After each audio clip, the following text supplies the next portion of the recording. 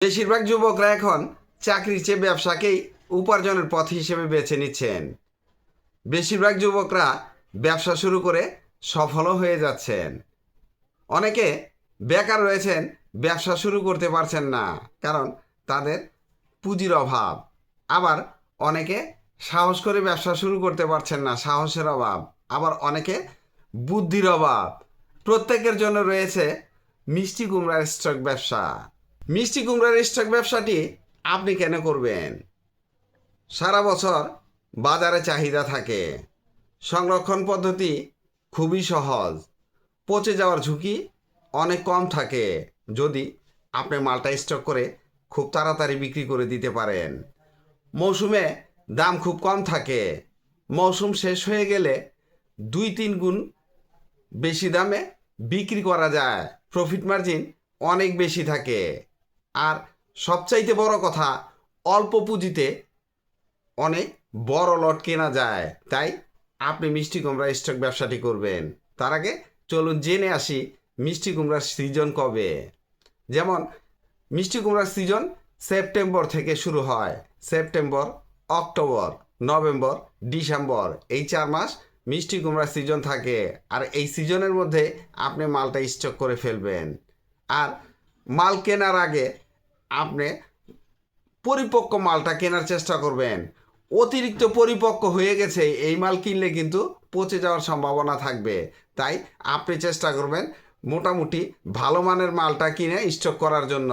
এই ব্যবসা শুরু করার আগে আপনাকে প্রথমেই জানতে হবে এই মালগুলা কোন কোন জেলায় সবচাইতে ভালো চাষ হয়। আর এই মিষ্টি কুমড়ার ব্যবসা করার আগে আপনি চিন্তা করবেন এরকম যে আপনি যে জেলায় থাকেন না কেন, আপনার পার্শ্ববর্তী কোন জেলায় মিষ্টি কুমড়ার চাষ সবচাইতে ভালো হয়, ওই সব জায়গা থেকে মাল পরিবহন করে নিয়ে এসে আপনার গোডাউনে স্টক করার জন্য। আর যদি আশেপাশে কোনো গোডাউন পান তাহলে তো কোনো কথাই নেই। আর যদি পরিচিত লোকজন থাকে তাদেরকে দিয়ে যদি রক্ষণাবেক্ষণ করতে পারেন আরও ভালো হয়। চলুন জেনে আসি কোন কোন জেলায় এই মিষ্টি কুমড়ার চাষ আমাদের দেশে সবচাইতে ভালো হয়। যেমন দিনাজপুর, নওগাঁ, নাটোর, রাজশাহী, কুমিল্লা, ফরিদপুর, গাইবান্ধা, ময়মনসিংহ এবং ঠাকুরগাঁয়ের গ্রাম অঞ্চলে মিষ্টি কুমড়ার চাষ প্রচুর পরিমাণে হয়ে থাকে। যেসব জেলার নাম উল্লেখ করা হলো, এইসব জেলার প্রান্তিক চাষিদের কাছ থেকে আপনি মিষ্টি কুমড়া কিনে স্টক করতে পারেন। তাছাড়া আপনি যদি চাষিদের কাছ থেকে মাল কিনতে না পারেন, গ্রাম্য হাট থেকে মাল কিনবেন। গ্রাম্য হাটে একটু ভালো মানের মালগুলো ওঠে, আর হাট থেকে কিন্তু আড়তদাররা কিনে নিয়ে যায়। আর যদি তাও না পারেন তাহলে আপনি মিষ্টি কুমড়ার আড়ত থেকে মাল ক্রয় করে স্টক করতে পারেন।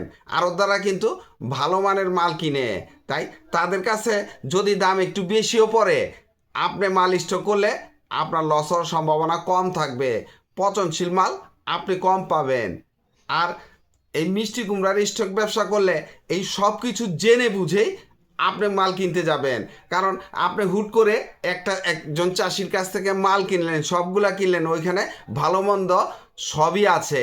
আর তাছাড়া গ্রাম্য হাটেও মোটামুটি চাষিরা কিন্তু ভালো মন্দ সবই নিয়ে আসে। আপনি দেখে শুনে যদি কিনতে পারেন কিনবেন, আর না কিনতে পারলে আড়তদারের শরণাপন্ন হবেন। আড়তদাররা ওই যে বললাম যে তারা ভালো মানের মালটাই কিনে, তাদের কাছ থেকে কিনলে দাম বেশি পড়লেও আপনার জন্য ভালো হবে। শুরুটা আপনি চেষ্টা করেন তাদের কাছ থেকে মাল কিনে আপনার গোডাউনে রাখার জন্য, তাহলে আপনি দেখবেন আপনার প্রফিট মার্জিনও ভালো থাকবে, লস হওয়ার সম্ভাবনা একেবারে কম থাকবে।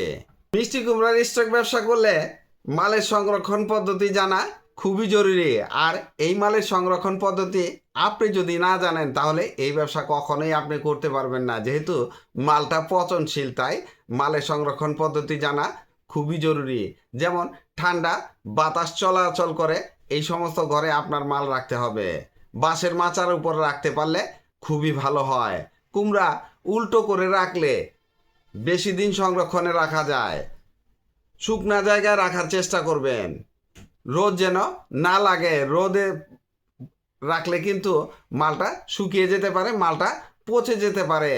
10-15 দিন পর পর আপনি মালটা উল্টিয়ে পাল্টিয়ে দিবেন, একটু চেঞ্জ করে রাখবেন, দেখবেন মাল বেশি দিন সংরক্ষণে রাখতে পারবেন। মালটা বিক্রি করবেন কোথায়? স্থানীয় বাজার, কাঁচা বাজার, বড় বড় পাইকার অথবা আড়তদারের কাছে বিক্রি করতে পারেন। তাছাড়া আপনি যদি খুচরাভাবে বিক্রি করতে চান, বিভিন্ন রেস্টুরেন্টে যোগাযোগ করেও আপনি মালগুলা বিক্রি করতে পারেন। আর সবচেয়ে বড় কথা, এই মিষ্টি কুমড়ার স্টক ব্যবসা করলে আপনাকে বিক্রির চিন্তা করতে হবে না। সিজনে আপনি 20 থেকে 30 টাকার মধ্যে যদি কুমড়া কিনতে পারেন, সিজন শেষ হয়ে গেলে নর্মালি 50 থেকে 60 টাকা তো হয়ই, ক্ষেত্র বিশেষে 80 থেকে 100 টাকাও বিক্রি করতে পারবেন। আবার অনেক জায়গায় দেখা গেছে যে প্রান্তিক চাষিদের কাছ থেকে মাল কিনে নিয়ে আসছে 20-30 টাকা দামে, আর মালটা কেজি দরে বিক্রি করলো।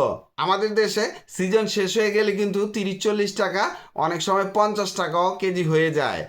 আপনি যদি মালটা কেজি দরে বিক্রি করতে পারেন, তাহলে প্রফিট মার্জিন কিন্তু আপনার অনেক বেশি থাকবে। তবে সব জায়গায় এই পিস হিসেবে কিনে কেজি দরে বিক্রি করা যায় না। আপনি সবভাবেই চেষ্টা করবেন হিসাবটা ওইভাবে নেবেন, বেশি লাভের হিসাবটা নেবেন না। মোটামুটি একটা প্রফিট মার্জিন আসলো, আপনি মালটা বিক্রি করে দেন। কারণ মালটা কিন্তু পচনশীল, অনেক দিন রাখা যাবে না।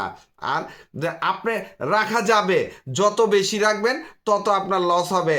কিছু পচবে, ফেলে দিবেন, বা পচা মাল কম দামে বিক্রি করবেন, অথবা আপনার মালটা শুকিয়ে কমে গেল, বিভিন্ন সমস্যা থাকতে পারে। তাই চেষ্টা করবেন আপনি প্রথম মাসেই মালটা বিক্রি করে দেওয়ার জন্য। ডিসেম্বর মাসে সিজন শেষ হয়ে গেলে জানুয়ারি ফেব্রুয়ারির মধ্যে মালটা বিক্রি করে দেওয়ার চেষ্টা করবেন। মিষ্টি কুমড়া এমন একটা কৃষি পণ্য যে মালটা পচনশীল হওয়ার পরও আপনি এই ব্যবসাটা করতে পারেন। কারণ এই মালে প্রফিট মার্জিন এত বেশি থাকে যে মালটা পচে যায়, পচা মাল বাদ দেওয়ার পরও আপনার অনেক বেশি লাভ থাকে। আর এই যে মালে রিস্ক বেশি, ওই মালে লাভও বেশি। আর এই মালটা এতটাই শক্তপোক্ত থাকে যে খুব সহজে কিন্তু নষ্ট হয় না। আর ওই যে বললাম, যেটা নষ্ট হবে, নষ্ট হওয়াটা বাদ দিলেও আপনার প্রফিট মার্জিন ভালো থাকে। ভিডিওটি ভালো লাগলে লাইক, কমেন্ট, শেয়ার দিয়ে পাশে থাকবেন। চ্যানেলটি সাবস্ক্রাইব করবেন এবং পাশে থাকা বেল আইকনটি প্রেস করে দিন, যেন পরবর্তী নতুন কোনো বিজনেস আইডিয়া আপলোড দেওয়ার সাথে সাথে আপনার মোবাইলে সর্বপ্রথম নোটিফিকেশন চলে যায়। আজকে এই পর্যন্তই। আসসালামু আলাইকুম।